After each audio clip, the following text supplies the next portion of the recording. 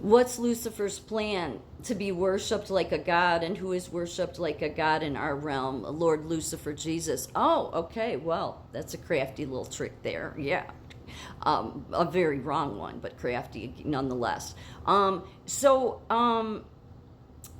Yeah, no, because see, well, Lucifer is fine with Buddhism, he's fine with Hinduism, he's fine with the Roman Catholic Church, he's fine with anything that's not about Jesus. Yeah, Jesus is always the problem, even for the Jews. I mean, back with the Pharisees anyway, and there's still some of them running around, of course, and they're too much in their pride, and Jesus, they see as an idol, and the fact is that yeah, that's, I mean, well, you said yourself here. You said you see nobody has recognized who the actual Antichrist is, and if you don't know, how can you say Jesus is legit? When you find out the fallen angel Lucifer is Jesus, think about it. The Jews have you believing it backwards. No. Only people call themselves King Lucifer. The light bringer was the Lord of music, Elvis, Michael Jackson. Look, the word king is not a sin. Okay, they're in the Old and New Testament. There were kings. You can be a king of something. It's when you claim that you're king and king creator. That's the problem of everything.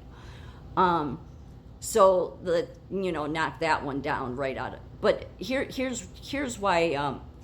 People, I'm glad you brought this up, though. I am, because Americans need to understand how biblical America is, because America is the only nation in the world that the roots didn't start in any pagan gods.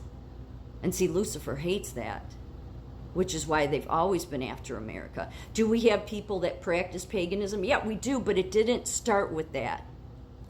So when you ask AI, what was the first nation to be considered a Christian nation? They say Ethiopia. They say Armenia. Yeah, no. They were the first nation to adopt Christianity as their national identity in 301 AD. But before that, they were like the other nations. They were practicing different pagan practices, which every nation was, because it was only after Jesus came through that many converted, or after his word came through. So interesting with Armenia is that Thaddeus and Bartholomew, who were, I believe they were original disciples, yeah, they did bring a Christian community, okay, to Armenia, and then there was some fallout, and then Gregory the Illuminator came in, and Gregory the Illuminator was really the light bringer, in my opinion, because tied to a lot of that orthodoxy, Holy Roman Empire kind of stuff. And Armenia, in all honesty, it could be considered in the 7 letters to the 7 churches in the book of Revelations. The 7 letters means to the 7 churches. The churches mean nation. Armenia could be that Smyrna church. I don't know. It's kind of hard to say, though, because they did adopt, Christianity as their national identity, but they do venerate Mary, but we do too, because that Catholic Church was always the seat of Satan to begin with. Satan used it to try to get people to do everything to oppose the true king and instead venerate a queen. But they could be. However, we do know that Philadelphia, what would become Philadelphia in America, was named that because of that Asia Minor church. So we know that the letter to the Church of Philadelphia, well, God is very happy with Philadelphia, even though we fall many times, and God knows that America always has enemies that want to attack her, which is why they always want to cause a color revolution. It's always why they want to divide you. It's why they always want to carry on about the indigenous people, even though there were treaties and deals and everything made with these people, okay? And that When America was founded, that Declaration of Independence, the most beautiful, beautiful modern day scripture ever written, okay, can tell the hand of God is all over it, is where America's founding began. So nobody can ever say its roots started in paganism, but every other country did. America was the first, which is why God says, I will protect it. Satan will not take it down. I don't care what you do against those people. I will not let you destroy it. Your Catholic Church won't destroy it. It will infiltrate and become hidden reefs and become venerated, and they'll venerate their fake queen, God Mary, and they'll do everything against my word. But even still, I will not let you take it down, because those men and women from England that I raised up and said, you head to the New World and you start carrying that message, that is where the covenants began. And they made those covenants, and no gates of hell like the Catholic Church will come against it, no matter how hard they try. That's how amazing the history is for America, how amazing it is.